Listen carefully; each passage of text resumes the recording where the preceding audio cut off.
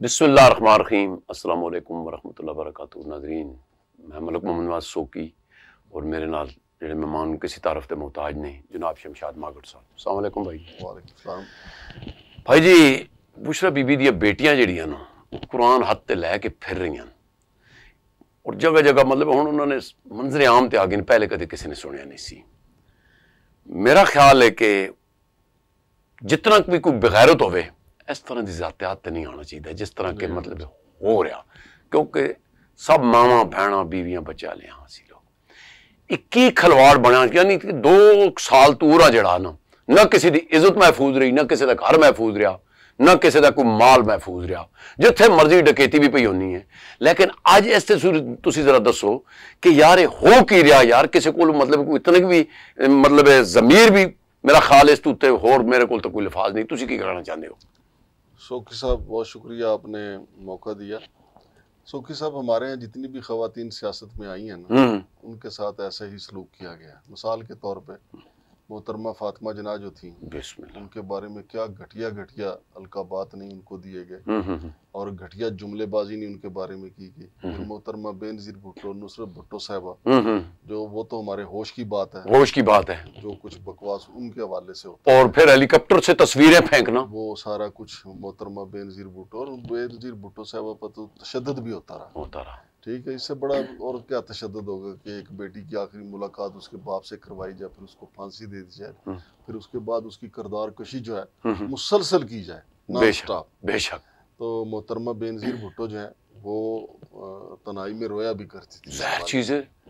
तो एक दफा शेख रशीद साहब ने कौमी असम्बली में उनके ऊपर जुमला कसा, बेनजीर साहबा की आंखों में आंसू आ गए थे। हाँ बिल्कुल, औरत नाज़ेबा, बिल्कुल। अच्छा, अब मरियम बीबी है, आप 100 उनसे इख्तलाफ करें, बेशक उनसे सियासी इख्तलाफ करें, आप कहें कि जी आप अच्छी मैनेजर नहीं है, खा पी रहे हो, मतलब जो आपने करप्शन किया है, पैसे खा गए, ये आप जितनी मर्जी बातें करें, लेकिन जब उनके करैक्टर के हवाले से आप बात करने जाएंगे तो फिर आपको अपने घर में भी देखना होगा। इसी तरह बुशरा बीबी का जो मामला है, वैसे तो मैं समझता हूँ कि बुशरा बीबी की जो बेटियां आई हैं सामने कुरान पाक उठा के, उनको नहीं आना चाहिए। तो उसकी वजह कि पहले दिन से जब से ये केस बना है, किसी आम आदमी ने, जो अवाम है, उन्होंने इस केस को सच्चा माना ही नहीं। अवाम ने तो नहीं माना। अच्छा, दूसरी बात, वो तो तब ये कुरान पाक उठाती, अगर उनको अदालत बुलाती, अदालत उनसे कहती, देखिए अदालतों में जिस तरीके से फैसले हो रहे हैं, ये इद्दत वाले निकाह में जिस तरीके फैसला हुआ था, उसके ऊपर किसी ने उसको नहीं माना। खुद अदालतों,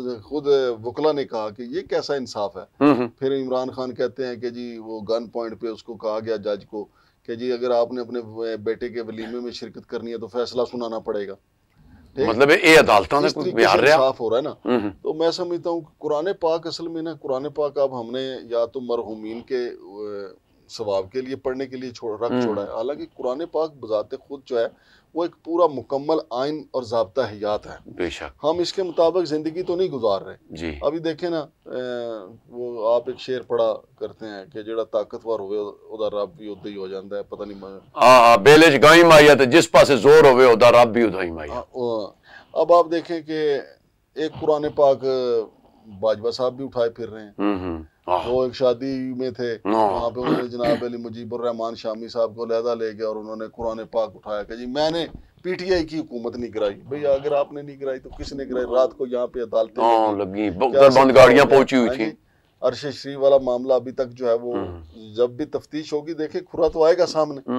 तो फिर अगर आप देखें तो बाजवा साहब को जेब में कुरान रख के फिरने की जरूरत क्या है? सही बात सोचने की बात है ना। उनको पता है कि उन्होंने किसी ना कोई साफी टकर जाएगा, कोई ना कोई उनका अपना कुलीग जर्नैल मिल जाएगा। जिस तरह बाहर उनको एक बंदा मिल गया था, वो तो चलो मिल गया था या नहीं, लेकिन किसी को सफाई देने के लिए कोई सीनियर एंकर मिल गया तो उसको कहेंगे कि ये देखो जी मेरी जेब में कुरान है, इसकी नहीं जरूरत। हालांकि इस कुरान के ऊपर अगर वो जिंदगी गुजारते तो उनको कुरान उठाने की जरूरत ही नहीं पड़ती। कहते यार मैंने जो जमीन साफ है। दीन ये नहीं कहता कि आप उस वक्त तक कुरान की कसम ना उठाएं जब तक कि आपकी जान न जाए। बिल्कुल बिल्कुल। अच्छा, इधर जो बुशरा बीबी की बेटियां हैं उनकी तो चले ये समझ में आती है, क्योंकि एक माँ है, माँ होती है, माँ के ऊपर इतने इल्जामात लग रहे हैं सारा दिन मीडिया पे ही है, तो फिर वो कुरान पाक उठा के सामने आ गई। लेकिन मैं उनसे भी कहूंगा कि वो दिन दूर नहीं है, इंशाल्लाह वो दिन दूर नहीं है। यही अदालतें शौकी साहब, हमने ये देखा है कि इन्हीं अदालतों ने मोहतरमा बेनज़ीर भुट्टो और आसिफ अली जरदारी को सजा सुनाई। फिर उसी अदालतों में मैंने वो केसें भी सुनी जिसमें उनको जज को हदायत दी जा रही थी मलकियों को कि इनको इतनी सजा सुना दें, इतनी इतनी सजा सुना दें।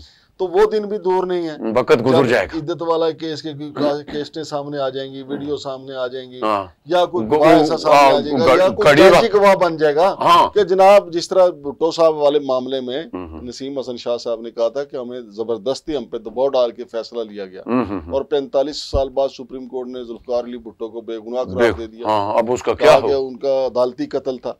अब सवाल ये पैदा होता है कि ये जो उन्होंने जो कुरान उठा के बातें की, उन्होंने कहा एक तो हमारी माँ जो है वो पीर नहीं है, लोग उनको कहते हैं पिंकी पीर नहीं, ये वो। दूसरा जो हलफ उठाया कि जी हमारी माँ ने कभी किसी पे जादू नहीं किया।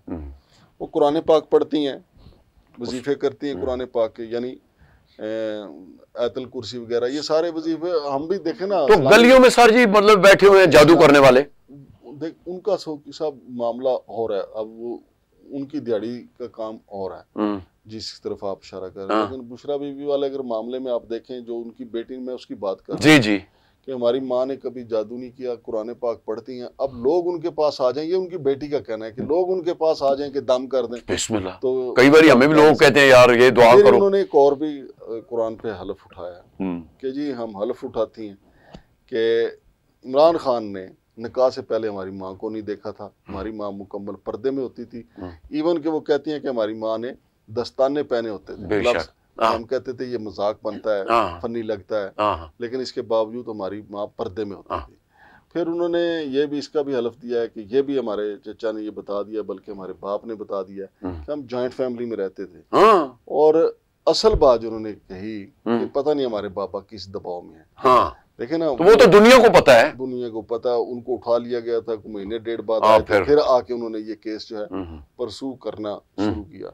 इस वक्त मैं कहता हूँ कि एक तरफ तो मजलूम जो है वो बुशरा बीबी है जिन पे इल्जामात लग रहे हैं, साथ साथ में जो खबर माने का है मैं उसको भी बड़ा मजलूम समझता हूँ। सही है, मजलूम है। देखे ना, एक तो उसकी अहलिया जो है उससे उसने तलाक ली, इमरान खान से शादी कर ली, इद्दत पूरी हो गई। लेकिन 5 साल बाद उसके बाद जो खबर मानेगा के साथ अभी पिछले 1.5-2 साल से जो उसका हशर नशर हो रहा है, ठीक है, कि मैं तो कहता हूँ तारीख में तो हमने नहीं सुना ऐसा कहीं। तारीख को छोड़े, मैं कहता हूँ खबर मानेगा को दाद देनी चाहिए कि वो जिंदा है। इतने डिप्रेशन में यार, जब हर बंदा आपको अजीज रिश्तेदार पूरा पाकिस्तान जो है जहाँ जाता है उसके वो ही नजर पोस्टमार्टम हो रहा हो, ठीक है, तो आप इसके बावजूद इस प्रेशर में जिंदा हैं और अदालतों में भी जाते हैं, लोगों को मीडिया का सामना करना पड़ता है। अब इस पहलू को देखें ना कि जो भी है उनको पता है कि वो झूठ बोल रहे हैं, इसके बावजूद वो जाते हैं, फिर वो ये भी अदालतों में कहते हैं कि मेरा घर बर्बाद कर दिया।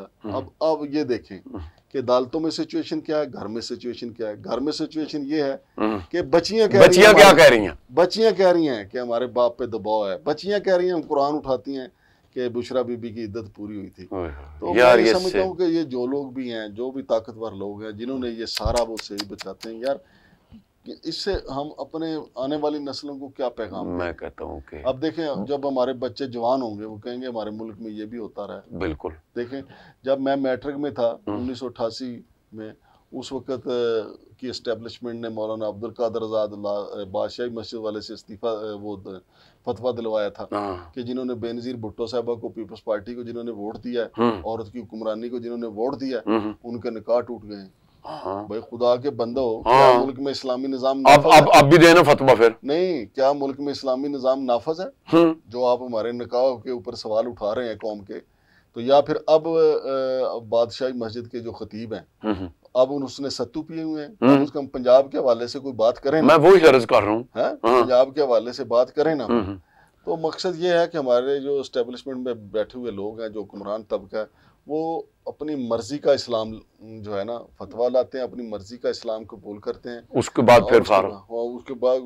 लेकिन एक चीज है भाई जी, मैं पाक जिसने भी उठाना है, वो बाजवा हो या बुशरा बीबी की बेटियां, कुरान पाक के मुताबिक हमारी जिंदगी होनी चाहिए और कुरान पाक बंदे को उसको उस वक्त हलफ देना चाहिए जब इंतहाई जरूरी हो।